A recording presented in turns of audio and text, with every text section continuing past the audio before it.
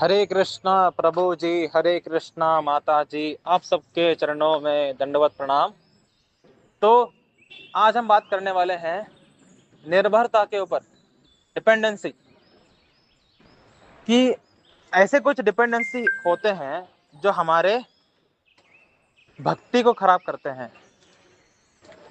अगर आपके जीवन में ये डिपेंडेंसी है, आप अच्छे से भक्ति नहीं कर पाओगे और ना ही भक्ति में आगे बढ़ पाओगे, और ये डिपेंडेंसी आपको हमेशा नीचे खींचती रहेगी। तो ये हमारे जीवन में डिपेंडेंसी है या नहीं, हमें जानना बहुत ज़रूरी है। और अगर है, देन इस डिपेंडेंसी को हमें जड़ से उखाड़ने की ज़रूरत है।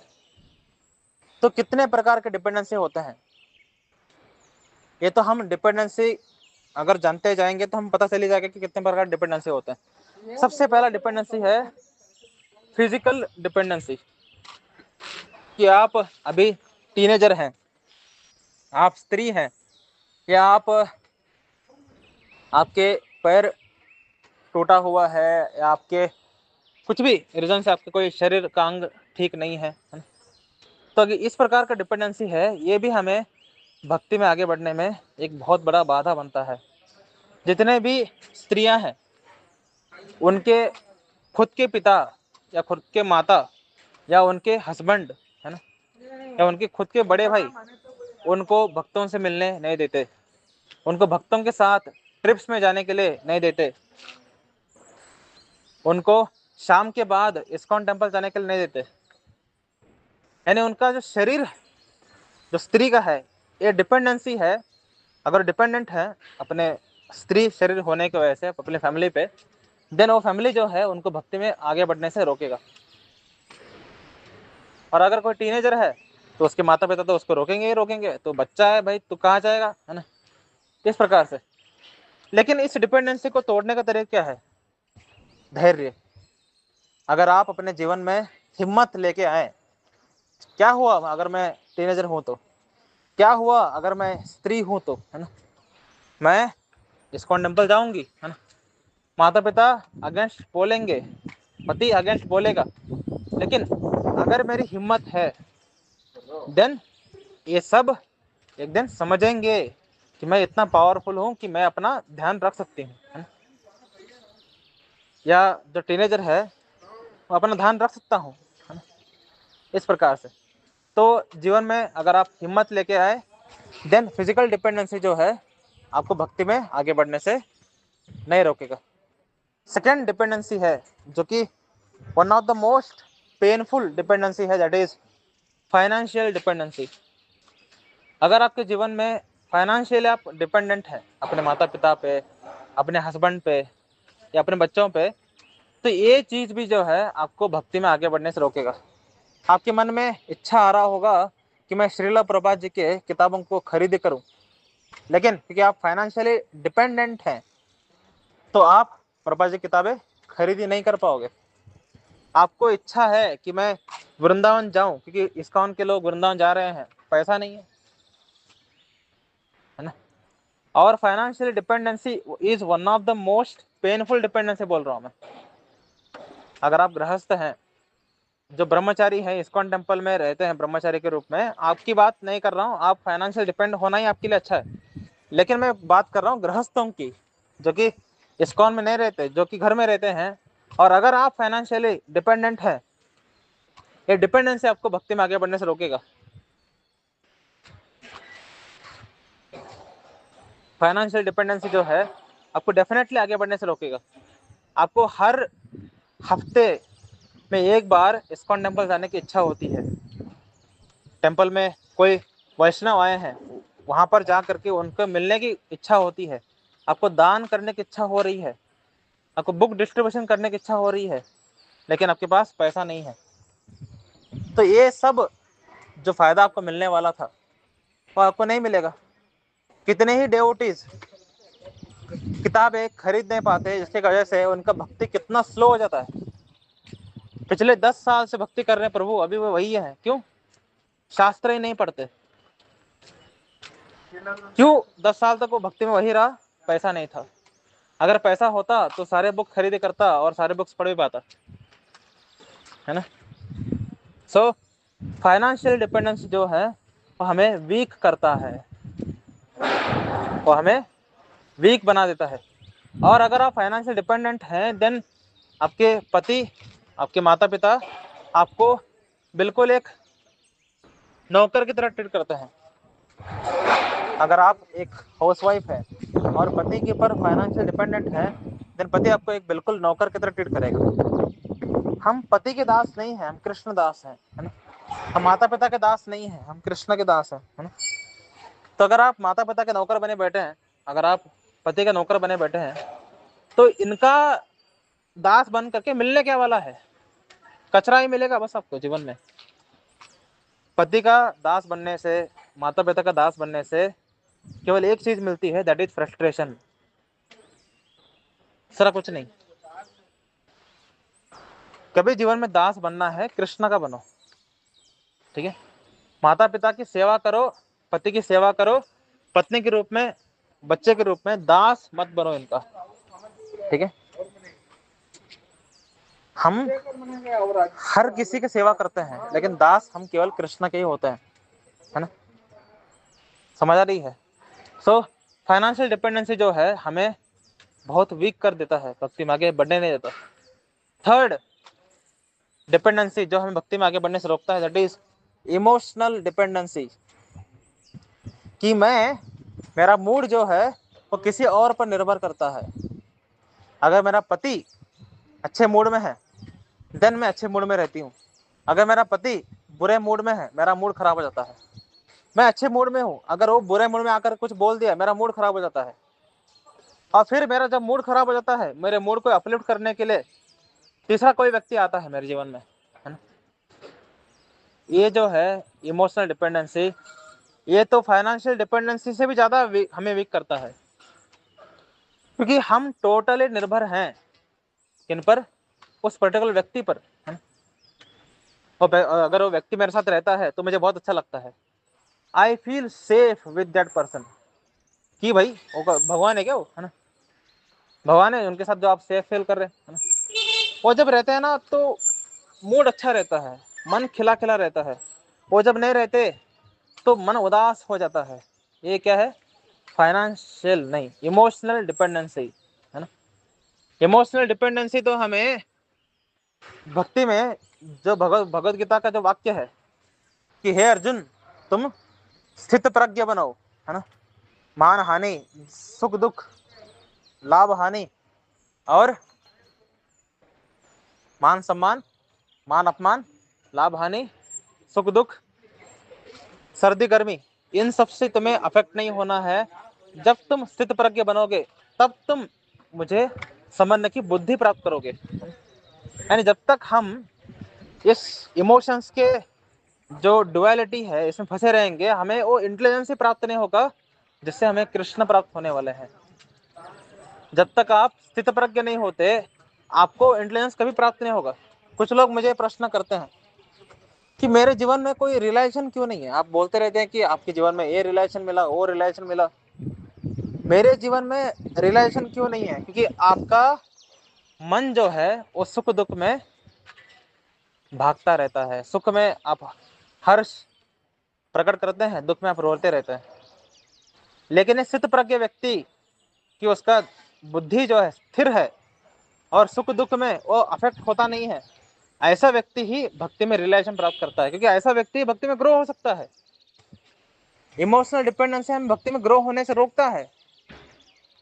सोचो, अगर आप अपने माँ से बहुत जुड़े हुए हैं, माँ से बहुत ज्यादा लगाव है ना, माँ के ऊपर बहुत निर्भर करता है ना, तो आपको भक्ति में आगे बढ़ने के लिए, है ना, अगर गुरु महाराज बोले कि ब्रह्मचारी बन जाओ, आप बन ही नहीं पाओगे, क्योंकि आप माँ से बहुत ज्यादा आसक्त हैं। ये इमोशनल डिपेंडेंसी है ना। इस प्रकार का अनेकों प्रकार के इमोशनल डिपेंडेंसी होता है ना। एक तो क्या है, हमारा मूड डिपेंडेंट है। दूसरा क्या है कि हमारा डिसीजंस भी, हम जो डिसीजन लेते हैं जीवन में, वो डिसीजन भी हम डिपेंडेंट हैं। कि हमारे डिसीजन का जो पीछे इमोशन है वो भी डिपेंड करता है हमारे फैमिली मेम्बर पे, है ना। अगर मैंने कुछ डिसीजन लिया, फैमिली मेम्बर उससे बहुत खुश है, तो ही मैं उस पर काम करूंगा, चाहे वो डिसीजन गलत क्यों ना हो। अगर मैंने कुछ डिसीजन लिया, फैमिली मेंबर उससे बहुत मतलब गुस्सा कर रहे हैं उस डिसीजन की वजह से, चाहे वो डिसीजन गलत हो सही हो, फिर भी मैं उस डिसीजन को पालन नहीं करूंगा, क्योंकि वो सही होने पर भी नहीं पालन करूंगा, क्योंकि मेरे फैमिली मेंबर बुरा मान रहे हैं, है ना। जब हम पहली बार भगवत गीता परचेज किए, हमारे माता पिता ने तो मतलब तांडव ही कर दिया कि भाई तू पैसा पूरा बर्बाद कर रहा है ना। उसके बाद हमने जब महाभारत खरीदी की, मेरे माता तो फिर से तांडव करना शुरू कर दिया, महाभारत घर में नहीं पढ़ते, इससे युद्ध होते हैं, कलेश होते हैं, है ना। और कंटिन्यूसली जब हम शास्त्र परचेज करने लगे, ये बच्चे तो पूरा पैसा बर्बाद ही कर रहे हैं, है ना। माँ बाप हमसे खुश नहीं थे जब हम शास्त्र खरीदी कर रहे थे, है ना। लेकिन क्योंकि हमने डिसीजन जो लिया था वो सही था, और कि हमारी बुद्धि माता पिता के इमोशंस पर डिपेंड नहीं थी। माता पिता अरे कितना गुस्सा करना है करने दो, कितना दुखी होना है होने दो, हम सही हैं देन हम ही करते रहेंगे, है ना। मेरे डिसीजन लेने की वजह से मेरा पति दुखी हो रहा है, गोली मारो पति को, है ना, मैं अपना काम करता रहूंगा, है ना। मेरे डिसीजन की वजह से मेरे माता पिता दुखी हो रहे हैं, मैंने जो डिसीजन लिया है, अगर गुरु महाराज ने उसको एक्सेप्ट कर लिया है, माता पिता दुखी होना है होने दो, मैं डिसीजन लूंगा ही लूंगा। सोचो अगर हर कोई व्यक्ति ऐसे सोचने लगा कि मेरे डिसीजन लेने की वजह से माता पिता दुखी होंगे, शायद मुझे ब्रह्मचारी नहीं बनना चाहिए, तो इस दुनिया में कौन ब्रह्मचारी होता। सोचो अगर अमोघला प्रभु ऐसे सोचे होते कि मेरे ब्रह्मचारी होने की वजह से मेरे माता पिता दुखी होंगे, तो आज हम भक्ति में होते। हमारे जैसे अनेकों लोग आज भक्ति में क्यों हैं? बिकॉज ऑफ अमोघ लीला प्रभु। इतने महान व्यक्ति कभी इस्कॉन में ही जुड़ते नहीं अगर वो माता पिता के इमोशंस का परवाह करते तो, है ना, है ना। इस तरीके से आपके जीवन में अनेकों डिसीजंस आपको लेना है, लेकिन अगर आप उन पर इमोशनली डिपेंडेंट हैं देन आप उस डिसीजन को ले ही नहीं पाओगे। और अनेकों ऐसे डिसीजन आप लोगे जीवन में जो कि गलत होंगे। जैसे आपका काम वासना पे पूरा कंट्रोल है ना, आप ब्रह्मचारी होने के लिए परफेक्ट कैंडिडेट है, आपके माता पिता पीछे लगे कि वो लड़की अच्छी है उससे शादी कर लो, वो लड़की अच्छी है शादी कर लो, वो लड़की तो पूरा नॉनवेज खाने वाली है, आप यहाँ पर पैर लहसुन में नहीं खाते। समझ में आ रही है? पूरा गलत डिसीजन है, लेकिन माता पिता की खुशी के लिए वो डिसीजन ले करके आप सत्यानाश ही कर लोगे अपने जीवन का। इस तरीके से अगर आपको धर्म पता है, अगर आपको गुरु महाराज का इंस्ट्रक्शन मिला हुआ है, आपको सत्य पता है, तो किसकी पिछवाड़े में आग लग रही है, किसकी पेट में चूहे दौड़ रहे हैं, हमें फर्क नहीं पड़ना चाहिए, है ना। लेकिन ये पावर कैसे आएगी? जब आपको धर्म पता होगा, जब आपके जीवन में हिम्मत होगी, और थर्ड जब आपके पास पैसा होगा, है ना। धर्म पता होगा, पैसा होगा, और जब आपके पास हिम्मत होगी तो ये डिसीजन लेने की आपके अंदर शक्ति आएगी। अगर हिम्मत नहीं है, पैसा नहीं है, तो इमोशनली डिपेंडेंट व्यक्ति होगा ही होगा किसी भी हालत में। अगर व्यक्ति के पास हिम्मत नहीं है और पैसा भी नहीं है, डेफिनेटली वो डिपेंडेंट हो जाएगा इमोशनली किसी ना किसी और पे, ठीक है। सो हिम्मत चाहिए, पैसा चाहिए, और धर्म का ज्ञान चाहिए। सत्य क्या है, क्या सही है, क्या गलत है, इसका ज्ञान चाहिए। उससे इमोशनल डिपेंडेंसी जो है वो खत्म होगी, ठीक है। Fourth, intellectual dependency. ये क्या है? कौन सा डिसीजन लेना मेरे लिए सही है या गलत है, एक इसका बुद्धि मेरे पास नहीं है। इंटेलेक्चुअल डिपेंडेंसी, क्या डिसीजन लेना मेरे लिए सही है गलत है, इसका बुद्धि नहीं मेरे पास। हालांकि ये उतना डेंजरस नहीं है comparison to these three, emotional dependency, financial dependency, physical dependency. जितने डेंजरस है भक्ति में आगे, मतलब इससे बड़ा बाधक कोई नहीं है तीनों से। अगर आप तीनों में से एक भी है ना, इमोशनल, फिजिकल या फाइनेंशियल, मैं आपको चैलेंज करता हूँ, जब तक आपके अंदर डिपेंडेंसी है आप भक्ति में ग्रो ही नहीं हो सकते। आप मेरे इस वक्त को झूठ करके दिखाओ, इस पर डिपेंडेंट हो रह करके, फाइनेंशियल डिपेंड रह करके, इमोशनल डिपेंड रह करके और फिजिकल डिपेंड रह करके आप मेरे इस वाक्य को झूठ करके दिखाओ। मैं बोल रहा हूँ ना, जब तक आप फाइनेंशियली, फिजिकली और इमोशनली डिपेंडेंट हैं, आप भक्ति में ग्रो ही नहीं कर सकते। इस बात को आप झूठ करके दिखाइए, देखता हूं मैं कितना हिम्मत है आपके अंदर। डिपेंड रह करके झूठ, मुझे मेरे वाक्य को झूठ करके दिखाओ। इम्पॉसिबल है ये। जब तक आपके जीवन में तीनों डिपेंडेंसी है एज गृहस्थ, आप भक्ति में ग्रो ही नहीं हो सकते। और अगर इमोशनल डिपेंडेंसी है तो आप ब्रह्मचारी भी नहीं बन पाओगे कभी जीवन में। चलो ब्रह्मचारी जो है वो फाइनेंशियली तो डिपेंडेंट रहता है, फिर भी वो भक्ति में आगे बढ़ता रहता है क्योंकि वो इमोशनल डिपेंडेंट नहीं है किसी पे। लेकिन अगर कोई इमोशनल डिपेंडेंट है, वो ब्रह्मचारी भी नहीं बन पाएगा, तो लिटरली क्या है वो, है ना, वो बस जिंदा दिख रहा एक मृत शरीर है ना। जिंदा दिख रहा है वो, लेकिन मृत ही है, उसका कोई वजूद ही नहीं है। अगर ये तीन डिपेंडेंसी है हमारे जीवन में। लेकिन फोर्थ डिपेंडेंसी जो है इतना डेंजरस नहीं है, लेकिन ये भी जो है हमें भक्ति में रोकता है। दैट इज इंटेलेक्चुअल डिपेंडेंसी, कि कौन सा डिसीजन मेरे लिए सही है, कौन सा डिसीजन मेरे लिए गलत है, ये ना सोच पाने की इंटेलिजेंस मेरे पास नहीं है। अनेकों लोग सोचते हैं कि मुझे करियर कौन सा चूज करना चाहिए, आर्ट्स लो, कॉमर्स लो, साइंस लो। इंटेलेक्चुअल डिपेंडेंसी है, क्या लो पता ही नहीं है, कौन से स्ट्रीम में क्या नॉलेज है पता ही नहीं है, तो गलत स्ट्रीम ले करके साइंस ले लिया, है ना, उसका भक्ति सत्यानाशी हो रही है ना। साइंस ले ले, उसको इतना पढ़ाई करना पड़ रहा है ना, 12 घंटे कॉलेज, उसके बाद पढ़ाई, भक्ति करने का समय नहीं है, हाँ? और उसमें स्पेशली साइंस वाले कुछ पार्ट्स पढ़ करके और उसका भक्ति पर विश्वास खत्म होना शुरू हो जाएगा। देखो बिग बैंग थ्योरी बढ़िया है ना। तो डेवोटी को पता होना चाहिए कि वो क्या डिसीजन ले रहा है ना? इंटेलेक्चुअल डिपेंडेंसी है ना। मुझे शादी कैसे लड़की से करना चाहिए, मुझे शादी कौन से लड़के से करना चाहिए, ये तक पता नहीं होते लोगों को, है ना। कौन से गुण भक्ति में आगे बढ़ने के लिए सही है, आने वाले पत्नी में कौन से गुण होने चाहिए पति में, ताकि मेरी भक्ति में आगे बढ़े। इसमें कोई जनरल टेम्पलेट होता है क्या?